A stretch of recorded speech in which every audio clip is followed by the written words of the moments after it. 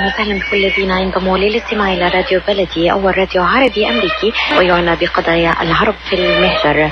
برامجنا في راديو بلدي كل يوم جمعة من 8 وحتى 9 صباحا مع ليلى الحسيني في بث حي ومباشر عبر WNZK Radio 690 AM. صباح الخير بلدي، صباح الخير لكل مستمعينا. Welcome to Radio Baladi, the first Arab, Middle Eastern, and American simulcast radio show. Radio Baladi is broadcast every Friday morning on WNZK 690 AM from 8 until 9 Eastern Time on Good Morning Michigan with Layla Al-Husseini. Our call-in number 248-557-3300. And now, stay tuned for the best radio talk show on Arab and American issues with your host, Layla Al-Husseini.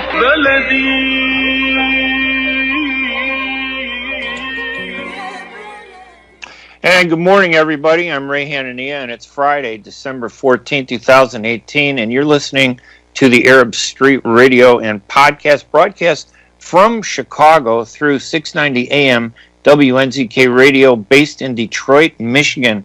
We'll be taking your calls a little bit later at 248-557-3300. You want information on the show, you can go to my website at hanania.com or thearabstreet.org. Our guest this morning is Younes, a professional journalist and writer for Aljazeera, and we're going to be talking about a couple issues with him during the first half of the show. He's going to be with us.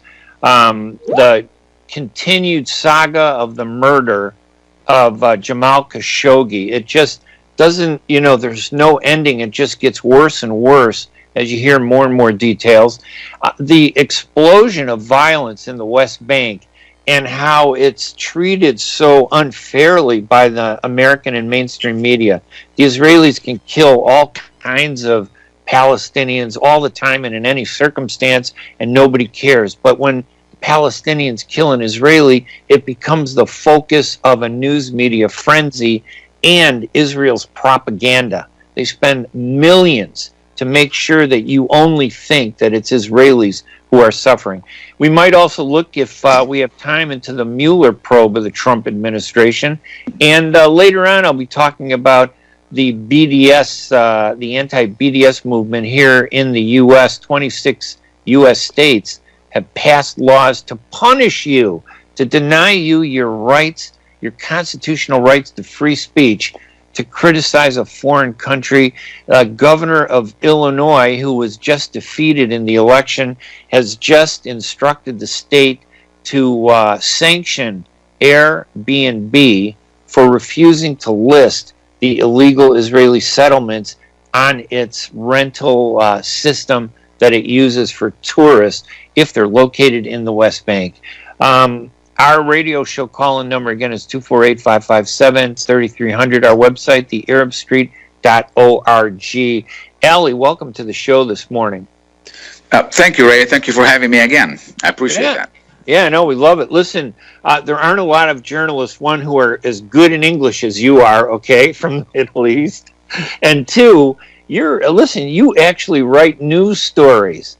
Everybody I'm an opinion writer. I don't write news stories. I express my opinion, but you actually write news stories.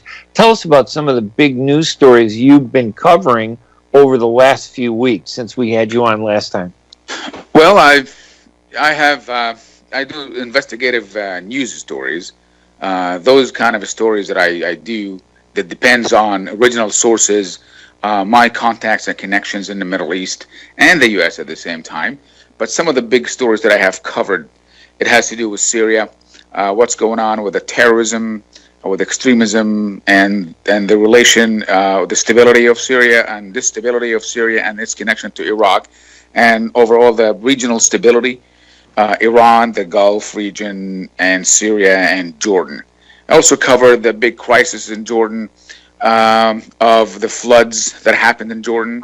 Also, I covered, for example, Jordanian government has named one of its special forces brigades after the UAE Crown Prince Mohammed bin Zayed, which made the big news in Jordan. Of course, in exchange of money, that's what people are saying.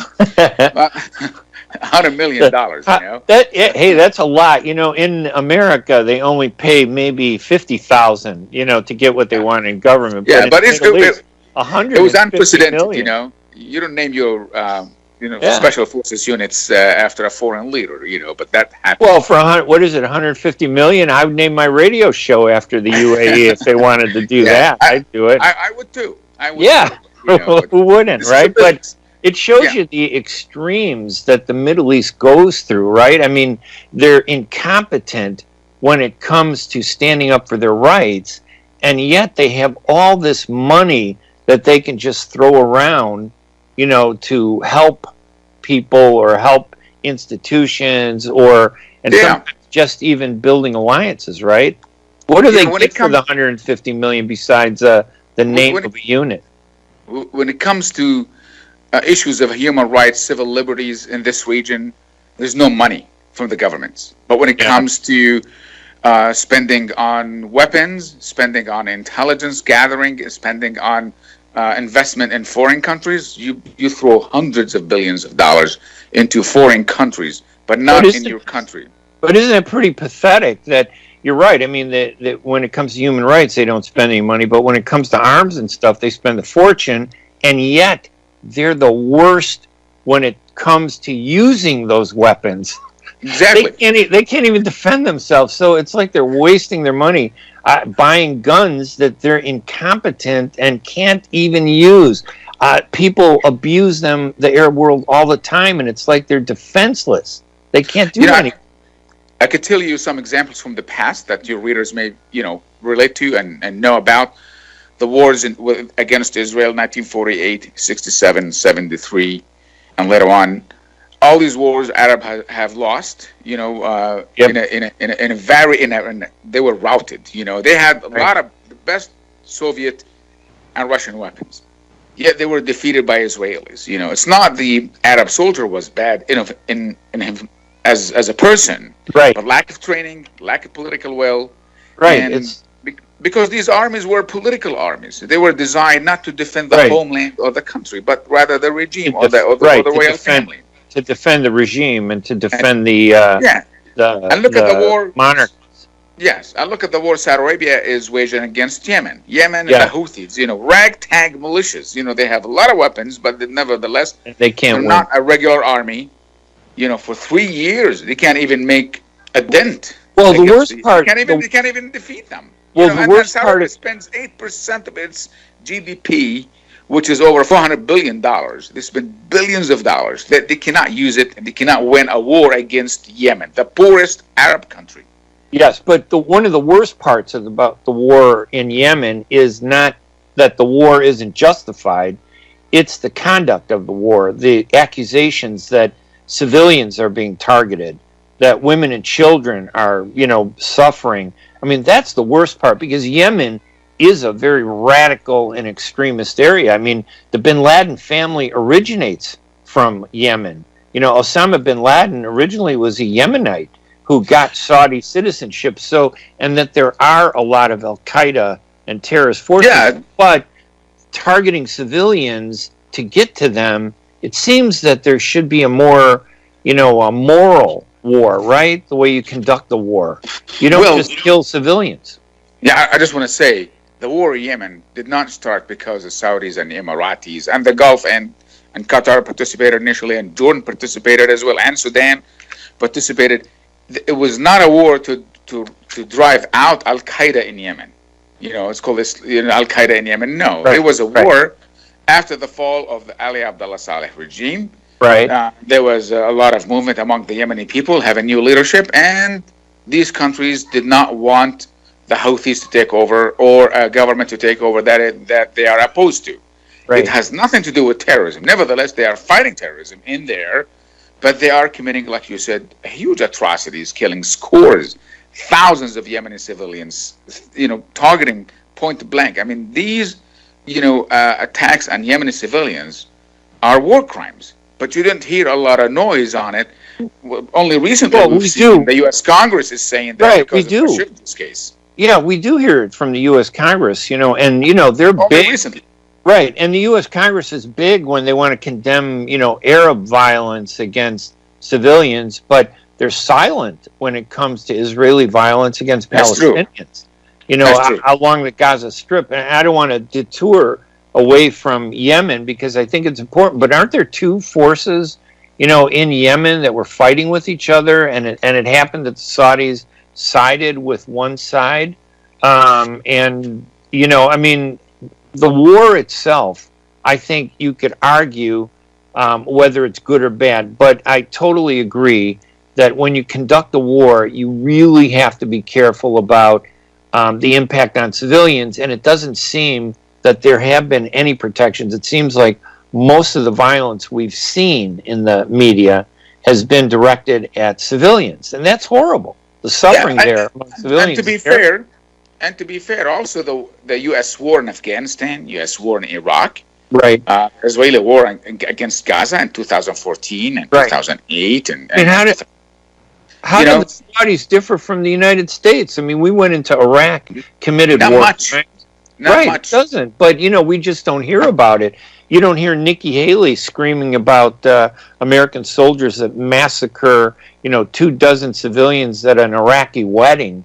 They go in and they shoot everybody up, and they go, uh-oh, we made a mistake. Oh, well, let's move on to the next Iraqi. But the difference is that you don't see U.S. media try to cover up, in a way, the way Arab media try to cover up for their regimes, U.S. media is still a free media. They could always talk about so let's say somewhat free. You're right. They're a little more free. I don't want to say, I hate to use the word the American media is free, because in reality, here in the United States, if you want to criticize, populist issues like Israel, and I use Israel as an example, there's several others, but you want to criticize Israel, you will take a beating. You will lose work. You'll be defamed. You'll be ostracized. You'll be slandered. You'll be excluded. You'll be denied, constitutional rights and funding. As a taxpayer, you can't even get money for your issues. So there is the West is much more sophisticated in how they, censor the media than the Arab world. We do it in the Arab world brutally, right? But in the United States, they're more sophisticated. Yeah, I totally agree. It's not a matter of principle. It's a matter of delivery and how you present your case and how you present your war. So why don't the Arabs wake up? Why don't they just wake up? They got so much money. What stops them from implementing one of the most sophisticated PR campaigns in the world? Because they can change minds. It's proven. It can be done. Why don't they do that? They do. In Washington, D.C., Arab governments have spent hundreds of billions of dollars to promote themselves. Yes, to promote themselves, not to promote their regime, to make sure. I remember Iyad Allawi, former Iraqi prime minister, after 2003 war in Iraq that deposed the former regime of Saddam Hussein. Iyad Allawi said, and I remember him saying that, he said, you don't need constituency in Baghdad to be prime minister of Iraq. You need a constituency in Washington, D.C. He said it.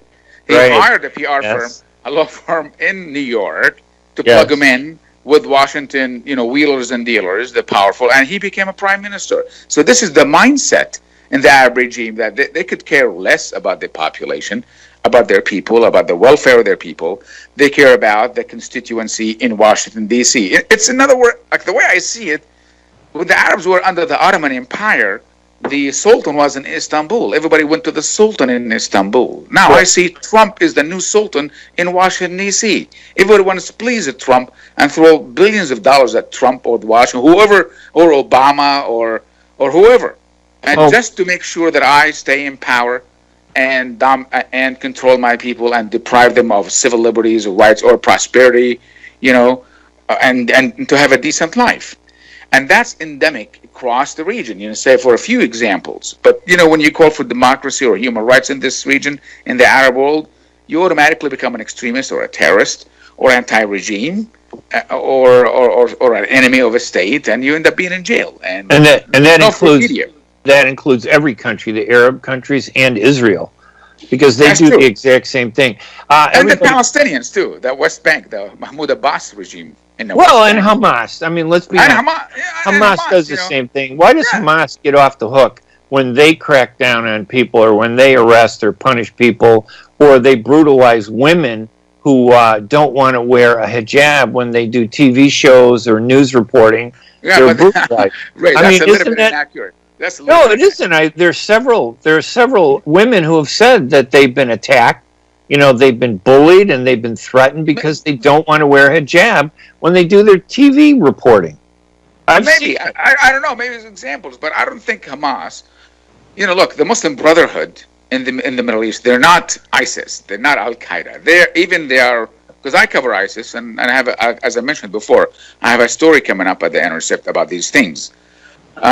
These Muslim Brotherhood groups, whether in Egypt or Hamas or in Jordan, they're not extremist in a sense on a social level. Well, they're not as extreme as, you know, Al Qaeda or ISIS. But come on, yeah, maybe anybody that advocates a religious movement over democracy, you can't have democracy with religion. Right, and in the Levant region, you know, the people are diverse. You know, in Jordan, Palestine, Syria, Lebanon, Christians are and were an integral part of the society. They are, you know, homegrown. They are part of the social fabric.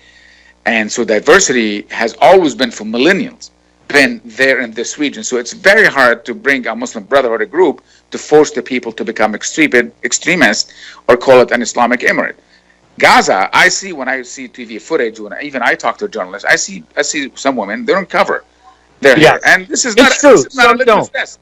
Some don't, but there is. Covering hair does not mean that I am not a Muslim. There's still these women who don't cover their hair. They're still maybe conservative, have conservative values, whether Christian or Muslim. Why is it that and you know, a lot of Arabs do this. They go to great lengths to defend Hamas, but they won't defend these Arab countries. I don't understand it. Listen, hang on one second, Ellie. We're going to continue with this great discussion with my guest, Ali Younes, a journalist and writer for Aljazeera English. And we're talking about the way the Middle East is perceived, the violence in the Middle East, the war in Yemen. We're going to try to talk a little bit about the murder, the horrendous, cruel killing of Jamal Khashoggi and the actions that the U.S. took against Saudi Arabia and the violence escalating in the West Bank. We're going to take a quick break, and when we come back, we'll continue the discussion with Ali Younes, journalist and writer for Aljazeera English. I'm Ray Hanania. We'll be right back right after these messages. Life is a nonprofit charity that's provided humanitarian aid and development to people and communities for over 25 years, regardless of race, color, religion, or cultural background. When disaster occurs here or around the world, Life for Relief and Development rushes in to provide food, medical aid, and shelter to those in need. Please help improve these efforts. Make your tax-deductible donation to Life now at lifeusa.org or call 248-424-7493. Kashat's Mediterranean Market and Shish Kebab offers a great array of your favorite Mediterranean meals. Meals range from lamb specialties, shawarma sandwiches, seafood dinners, and they offer special big trays of your favorite food, plus much more. Kashat's Mediterranean Market and Shish Kebab address is 32839 Northwestern Highway in Farmington Hills. Their phone number is 248-538-9552. That number again is 248-538-9552. And the supermarket is open from 8 a.m. to 9 p.m. Kashat's Mediterranean Market and Shish Kebab will definitely leave you satisfied. مراكز IVF ميشيغان للخصوبة وأطفال الأنابيب الرواد في مجال الطب التناسلي تعلن عن استقبال مراجعيها في بلومفيلد هيلز ومراكزها المنتشرة في ميشيغان وأوهايو، حيث يتواجد أمهر الأخصائيين لتقديم الاستشارات في جميع مجالات التلقيح الصناعي. يعتبر الدكتور نيكولاس شاما أحد أهم الأخصائيين في الغدد الصماء التناسلية في ولايتي ميشيغان وأوهايو، حيث أجرى أكثر من 10,000 عملية طفل أنبوب وساعد الآلاف من الأزواج على تحقيق حلم الأبوة. يحمل الدكتور شما شهادة البورد الأمريكي في كل من أمراض النساء والتوليد، أمراض الغدد الصماء التناسلية والعقم، رعاية طبية ممتازة وتفهم عميق للأثر العاطفي والنفسي لحالة العقم. للاستفسار اتصلوا على 248-952-9600 248-952-9600. And welcome back to the Arab Street Radio. I'm Ray Hanania. We do a live radio show here, and we podcast it. So if you're just tuning in, you can still catch the podcast by visiting iTunes or by visiting my website at thearabstreet.org or hanania.com. On the line with me is Ali Younes, a journalist and writer for Aljazeera English. He's in the Middle East, and technology allows us to bring him to us because people, especially in America, don't get to hear the Arab side, Arab perspective of what's really happening. The violence in the Middle East, Ali, has really dramatically taken a very difficult turn. What's happening there? What's the issue? Well, two Israeli soldiers got killed this weekend, and they call them settlers as well, by Palestinians. And this is not this is the start of an ongoing, much more militarized violence by Israel. But, Israel has been always conducting, raids into the West Bank, arresting people, search and seizures, closure of the West Bank, and in addition to the blockade against Gaza, sea and air and land. So Palestinians feel a chokehold when they are in the West Bank, and they resent this invasive Israeli occupation that, despite there is a Palestinian Authority in the West Bank and in Ramallah, but a standing agreement between Israel and the Palestinians, the Palestinian Authority, the PA, that whenever Israeli soldiers go into Ramallah or Nablus or Jenin, per the agreement, the Palestinian police have to stand down. They have to put their weapons down, maybe walk away and behave as if this is not their territory that they were policing or manning an hour ago. So Israel has supremacy. This is where it starts, I think, the genesis of violence that propels the Palestinians to commit acts of violence against Israelis. And in return, Israelis commit greater violence, much more collective violence, not against the shooter or the shooters, but against their families, against the whole town. And innocent civilians, And civilians, they do. Other civilians. And you know what, the interesting thing, I blame the news media for empowering Israel's terrorism. I think the news media disguises Israel's violence and terrorism and makes it look like it's in defense or in response to something. They also are manipulative of facts. For example, when they talk about settlers, they don't point out that these settlers are armed to the teeth, that they teach their kids how to fire weapons, that they promote hatred of Christians and Muslims, in their schools. These settlers are terrorists, and the mainstream media defends and protects them. So when an Israeli settler kills a Palestinian, as they do all the time, some 200 plus Palestinians have been killed along the Gaza border. They're 300 yards from the border, and the Israeli soldiers on the Israeli side of the border have to use high-powered sniper rifles to hit them because they're so far away. There's no chance that any of those protesters in Gaza can throw a Molotov cocktail 300 yards over to reach the border fence. Not even the greatest football player in America can throw a football more than 100 yards, right? So that's but the media presents it like, those protesters, they're threatening and they're going to kill Israelis. And then yet the reality is that the Israelis kill the protesters, 200 plus, and they do the same in the West. And what helps this narrative to be dominant narrative in the media and global media is the lack of Arab media and the Arab government response. Yeah, we don't. Right, you're right. What do we do as an Arab media and Arab governments? We just sit there twiddling our thumbs, counting our money, and taking grants, from everybody to just pat each other on the back. It's really kind of discouraging, isn't it? No wonder the Israelis get away with all this. And Israel could get away with this because Arab governments, they don't care one bit about the Palestinians. Jordan doesn't care. Jordan just give a lip service to the Palestinians. So does Egypt. They have 2 formal treaties, and they just condemn this, condemn that, but it's always business as usual. they could care less about the Palestinian plight. And I believe also the Palestinian Authority could care less about the fate of their own people. So I just I'm going to throw Arab governments as well. I'm going to throw in that Hamas could care less about their own. You'll be my guest. Throw Hamas, jihad, whatever. But it's true. It's across the board. Yeah, it's almost like. Remember when Netanyahu went to visit Oman? Last month. That was obscene that they even allowed him to enter the country.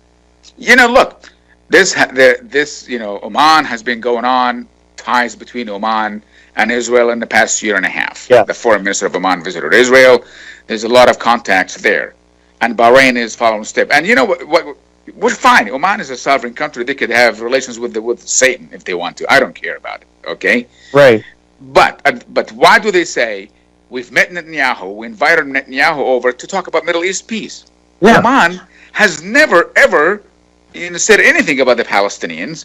Or done anything to help the Palestinians. That's because the United States is giving Oman money, and the United States, leverages money to Saudi Arabia, to Jordan, to Oman, to all these countries in the Arab world. You can't get the money if you actually stand up to Israel. They don't need the money, though, right? Do they? Yeah, UAE. Bahrain is following Oman, and UAE, Saudi Arabia. They all have extensive, and this is not a secret, I'm saying. Right. The Israelis have admitted that and said that they have excellent ties with all the Gulf region, the Saudis, the Emiratis, the Bahrainis, the Omanis, just to name a few. And why should Israel care about the Palestinians? They could kill the Palestinians all day long. No one will say anything. Egypt will never say anything. Jordan will never say anything of substance. And the Gulf, they don't want anything. They are happy to buy spying software from Israel and Israeli expertise. Chad, and I wrote a story about it, the president of Chad, Idris Deby, just visited Israel last month to reestablish the diplomatic ties. He did not even tell his own people. I interviewed people in Chad. People of Chad knew about the visit, by the way, from the Israeli media. Yeah, that's it. It's very, but see, I think, again, we come back to what's the real problem. It's the media that provides cover. The media, and I think it's the mainstream American media. I think the mainstream American media is corrupt and it's not just about everything. I mean, I think they do great jobs in covering every other story, but when it comes to the story of the Middle East and Israel and the Arab world, they're totally bought and paid for and owned, and they're corrupt, principled. They're unprincipled. There are some great journalists. I mean, like at The Intercept is a great place. New York Times. Some of the New York Times. I think they play a game over there. But they're a little better. It's a relative thing, but they could do more, but they don't. And I think the media is the problem, and the fact that the Arab world doesn't invest in a stronger media and a stronger PR strategy to confront the U.S. media, not just to support Aljazeera English or the Arab News, or media, the Middle East Monitor, where I write. For both of those, the Arab News and Middle East Monitor, they're not really supporting them. They should, but they need to, engage in a very powerful PR strategy to confront the lies that are published in the U.S. media. They're not interested, Ray. They're not interested. Yeah, that's very frustrating. Yeah, they're not interested because I tell you something. You don't read Arabic, but I do. I open any Arabic website, okay? The vast majority of its news, global news, even about this region, is a translation from the New York Times, from the Intercept, from Washington Post, from Wall Street Journal, from BBC, from The Guardian.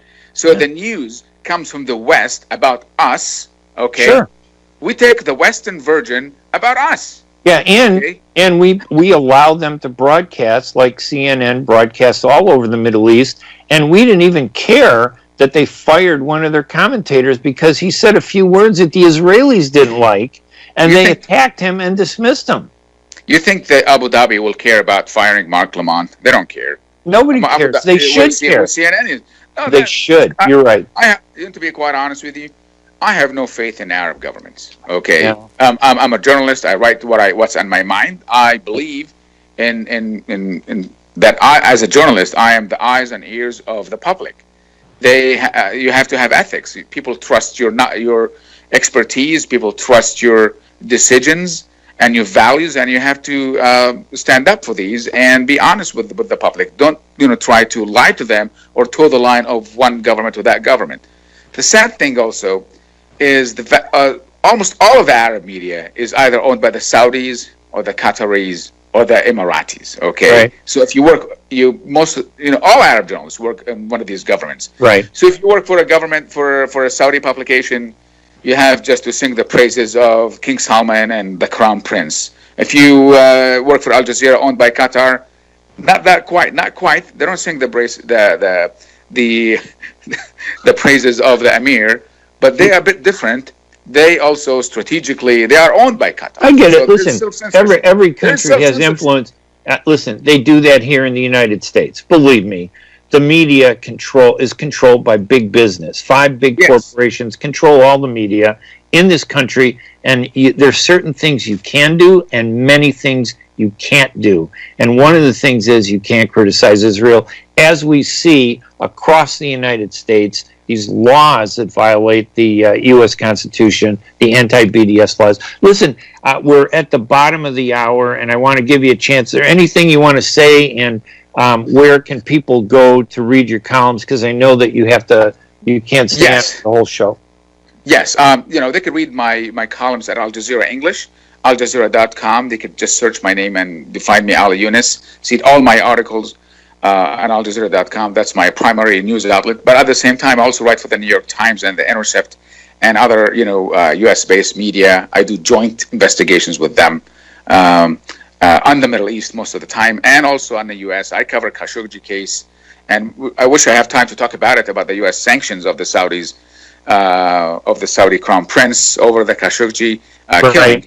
But they're taking action. Is it going to make a difference, do you think? Before I let you go, do you think is it going to be powerful enough to make change, or is it just a slap on the hand that hurts, but a little more than a slap on the hand? I think it's a symbolic move, because as long as Trump believes in Mohammed bin Salman has to stay in power, and Jared Kushner, my sources there in the White House tell me that the office of the vice president is against what's going on, but the Jared Kushner and Trump alone are pushing control for Mohammed bin Salman. But I'll tell you something, Mohammed bin Salman or Ali bin Salman or Ray bin Salman, whoever is the king of Saudi Arabia, as long as from the House of Saud, they will always be on the side of America and be pro-America and do whatever America wants them to be. And the irony of that is Americans don't appreciate them, all that they do for us, because I'm paying $1.89 a gallon for gasoline this week in the United States, and a year ago it was almost $3.40 a gallon, and I think it has a lot to do with the Saudis. Ali, listen, thank you so much for joining us again. We look forward to bringing you on the radio show, talking about these issues again, and let's stay in touch, okay? Thank you, Ray. I appreciate it. All right, that was Ali Younes, journalist and writer for Al Jazeera English. You can go to Al Jazeera English and pick up on his writings, reports, and also The Intercept, which is a great publication, and the New York Times.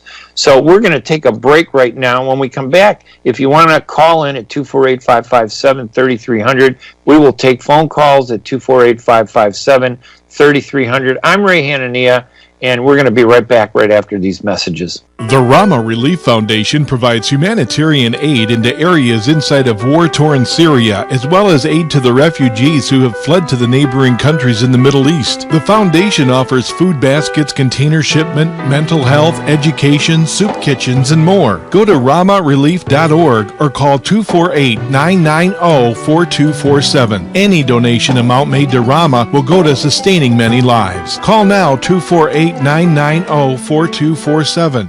It's all in one grocery store, and that store is Zamzam Fresh Foods Market. Zamzam Fresh Foods Market offers fresh vegetables, halal meats, a great fresh bakery, as well as nuts and spices and much more. They also offer special deals every Wednesday, so don't forget to ask for your favorite foods, as shish kebabs are ready to go. So please stop by Zamzam Fresh Foods Market at 24065 Orchard Lake Road in Farmington Hills. Their phone number is 248-476-0300. Again, that phone number is 248-476-0300. and they are open from 9 a.m. to 8 p.m. Zam Zam Fresh Foods Market is your one-place stop for all your grocery shopping needs and your favorite foods. When you're looking for the best in optical care, Dr. Imad Nakash is your doctor to see. With years of experience and thousands of successful procedures performed, you can trust your eyes to Dr. Imad Nakash. See Dr. Imad Nakash and his professional staff for your eye care needs. There's 2 locations to serve you. In Hazel Park, call 248-336-3937. 248-336-3937. In Rochester Hills, call 248-299-3937. That's 248-299-3937. Ziyad brand. Quality products from our family to yours. Ziyad Brothers Importing offers the finest quality products, including brands like Sultan, Kraft, Nestle, Hook, Rico Picon, Donna, and many more. Ask your retailer to carry these fine products because you deserve the very best. For more information, visit our website at www.ziyad.com. That's www.ziyad.com. Ziyad, quality products from our family to yours. And welcome back to the Arab Street Radio and podcast. I'm Ray Hanania. We just got through talking with reporter and journalist Younes, who writes for Aljazeera English, The Intercept, the New York Times, and a lot of other publications. And we kind of covered a lot of stuff. The hypocrisy of the media, the hypocrisy of the coverage of, Israel's violence, targeting civilians, and how nobody cares until an Israeli is killed. And, of course, we don't want to see anybody killed. I don't want to see any Israelis killed, but I also don't want to see any Palestinians killed. And you can't scream about Israelis being killed if you don't scream about Palestinians being killed. That's the hypocrisy. The mainstream American media only focuses on one side. They only really focus when an Israeli gets killed. And half the time, these settlers, most of them are terrorists. They're violent. They're armed to the teeth. They teach their children hatred. These settlements across the West Bank, and they're racist. They're Jewish only. If you're Christian or Muslim, there's no Christian settlement. There's no Muslim settlement. Israel doesn't care about Christians or Muslims. They only care about one religion, and they discriminate against the rest of us. So when one of these settlers is killed, they don't point out that these settlers are either soldiers or that they've engaged in violence against Palestinian civilians. They're destroying olive groves that belong to Palestinians. They're destroying properties that belong to Palestinians. Nobody reports on that. So when a Palestinian gets upset and he can't control his anger and goes out and attacks an Israeli, that becomes the story. And then as a result, Israel uses that to punish in a vicious way Palestinians. They not only, they arrested one of the alleged shooters of this couple, these settlers, who were killed or who were injured. And I guess the wife lost the baby, which is sad. Nobody wants to celebrate that. I'm certainly not going to celebrate that. I don't want to see anybody injured. But when you're a settler and you steal land and you move onto that property, you're committing a crime, and yet you sit there and pretend like you're innocent. So they target people. They don't care about the law. They don't care about court. They go ahead and say he did it, this Palestinian, and they go ahead and they arrest him like Salah Barghouti. Was driving a taxi. They surrounded him. He raised up his hands. He stepped out of the car, and they grabbed him. And the next thing we're told is he was killed. And I'm telling you that they're allowed vengeance and anger that no one else is allowed. The Israelis can murder anybody and get away with it in their minds. And that's the crime. That's the hypocrisy. And the mainstream American media is the real enemy. They're the enemy in this country that are promoting the violence in the Middle East and stopping peace. Our number is 248-557-3300. If you want to call in, we'd love to hear what you have to say about all this. The show, of course, if you didn't hear the whole show, is podcast on iTunes and also on my website at thearabstreet.org and Hanania.com. You can read my columns every week. I write a weekly column for the Arab News, which is in Saudi Arabia, and I also write a weekly column for Middle East Monitor, which is based in London. And both of those get huge sharing. I think a column I wrote last week, and remember, I'm not writing news stories. I'm telling you my opinion. I don't pretend that I'm objective. I'm objective in the sense that I tell you what I honestly believe based on the facts, and I'm going to keep doing it. It's my right to express my opinion, and I'm not going to stop. And you can go there. You can read, any of these columns, opinion op-ed columns that I write. Again, they're not news, but some of them get 2,000 shares. It's amazing, how many people in the Middle East are interested in English language analysis and opinion about what's happening in the Middle East, because they're not getting it from the biased mainstream media. The firing of that one reporter by CNN, I mean, Lamont, he went to the UN, he made a few comments that the Israelis didn't like. He talked about how there should be fair treatment, equal treatment for Christians, Muslims, and Jews in Israel from, the river to the sea. And the Israelis didn't like it. So they beat up on CNN. CNN didn't even blink before they fired the guy. They fired him immediately. He was an African American. And they don't care. But if you're a critic of the Palestinians, if you're a racist, if you're biased, like Wolf Blitzer, I don't think he's objective. I think he's biased. He's a former Israeli, news reporter and PR person, and I'm not saying there's anything wrong with that. I do media and PR too. But what I am saying is know where these people come from. Wolf Blitzer is not objective. He's biased, and he's going to spin the truth to defend Israel, because that's what he did the entire time he was there. Let's switch over to the topic of BDS, boycott, divestment, and sanctions. Now, I have an issue with BDS only in this sense. I don't support the BDS movement as it applies to Israel. That was founded in 1948. I do support the BDS movement as it applies to anything originating in the West Bank or occupied East Jerusalem. Those lands and properties and assets were stolen by the Israelis, given to these terrorist settlers, and they're exploited. And these settlers produce goods. And these settlers take things from Christians and Muslims and exploit them and profit from them. And the BDS movement is singling them out and urging you not to support that, boycotting the settlements, boycotting the West Bank. Now, some of the BDS activists believe that you can't just target the settlements in the West Bank, you have to target Israel too, because in fact Israel's government is a criminal enterprise under Benjamin Netanyahu, but it's a government. And as someone like myself who believes in peace based on two states, recognizing Israel, recognizing Palestine, I think that we need to be much more strategic about the BDS movement, because not being strategic has resulted in the BDS movement being successfully targeted here in the United States. 26 states have passed laws that punish you if you support the boycott of Israel.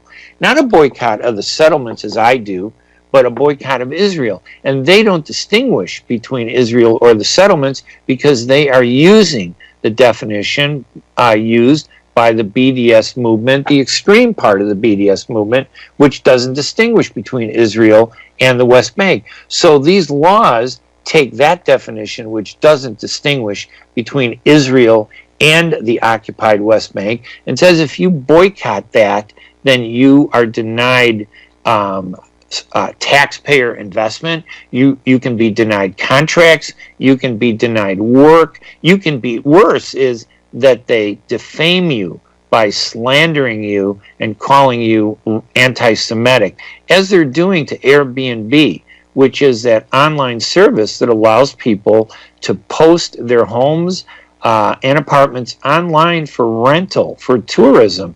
A few weeks ago, last month, Airbnb announced that they were delisting settlements from using their service. And in fact, I understand they also delisted everybody under pressure from the West Bank because it's occupied territory and its status hasn't been decided. So in response, the state of Illinois, for example, which passed one of the first anti-BDS violations of the U.S. Constitution in July 2015.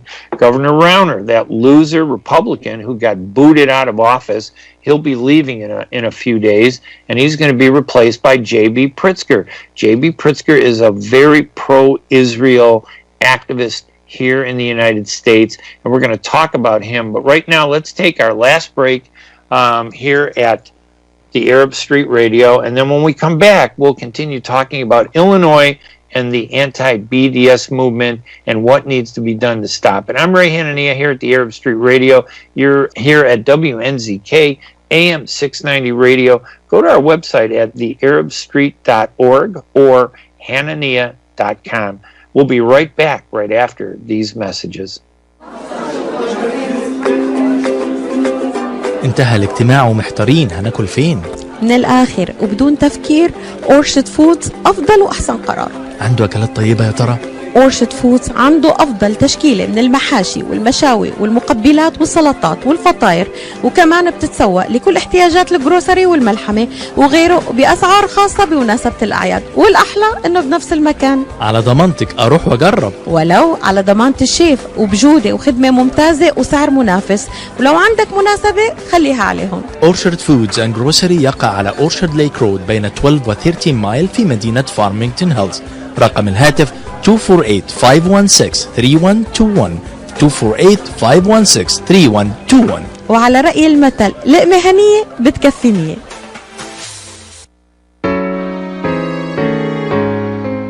هل ترغبون في الهجرة إلى أمريكا؟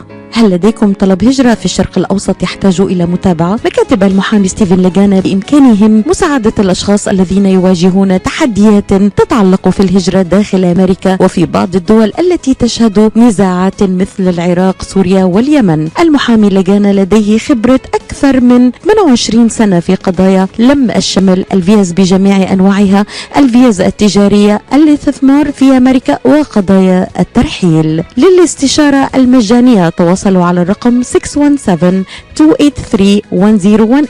617-283-1018 ومن جميع أنحاء العالم على الواتساب 001-617-283-1018 إذا كنتم تحتاجون إلى مساعدة قانونية شاملة بما يتعلق في الهجرة إلى أمريكا. المحامي ستيفن لجانا هو العنوان.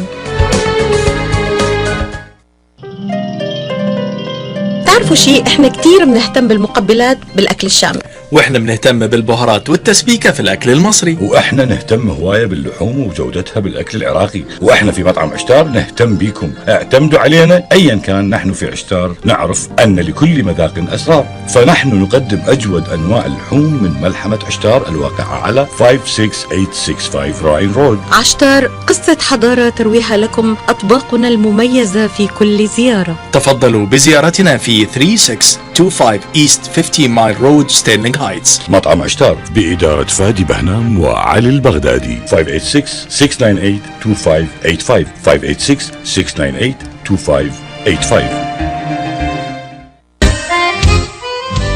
Are you going to start a restaurant or grocery store soon? Do you need floor plans and designs? Call Naji Abood at 734-744-9796. Do you want to buy kitchen and restaurant equipment at discount prices? Call Naji Abood now, 734-744-9796. New Concept Products and Design, the trademark of kitchen equipment. 5% discount on all purchases of $75,000 or more. New Concept Products and Design, new location, 31185 Schoolcraft in Livonia. Learn more at www.newconceptproducts.com. Call Naji Abood, 734-744-9796. And welcome back to the final segment of the Arab Street Radio and Podcast, broadcast from Chicago through 690 AM WNZK Radio in Detroit, Michigan. Our phone number is 248-557-3300 if you want to join the conversation.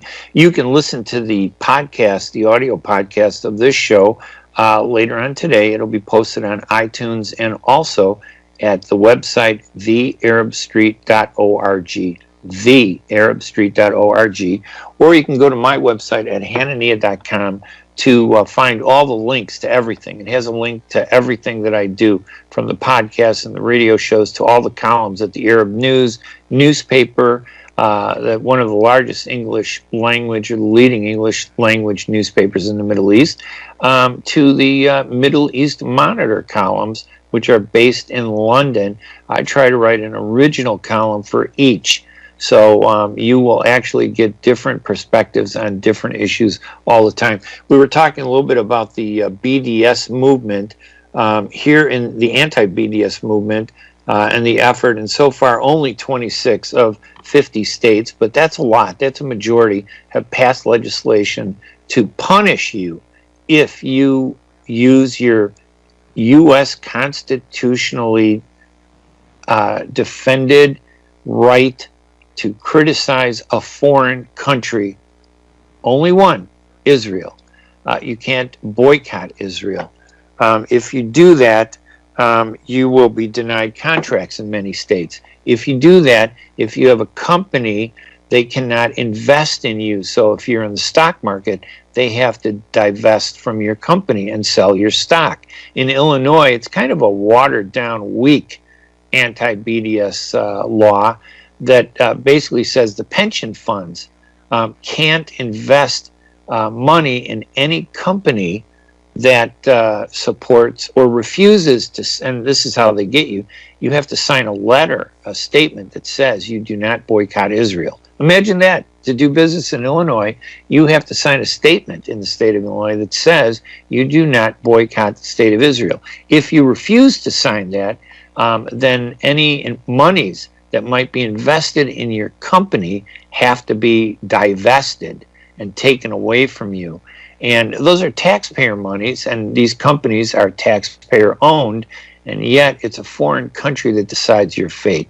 Well, this week, the state of Illinois announced that it was going to sanction Airbnb because Airbnb said that it was no longer going to allow properties in the occupied West Bank run by the illegal Israeli settlements from advertising their properties on Airbnb. Now, Airbnb is an online site where you go to, let's say you want to travel to Ramallah.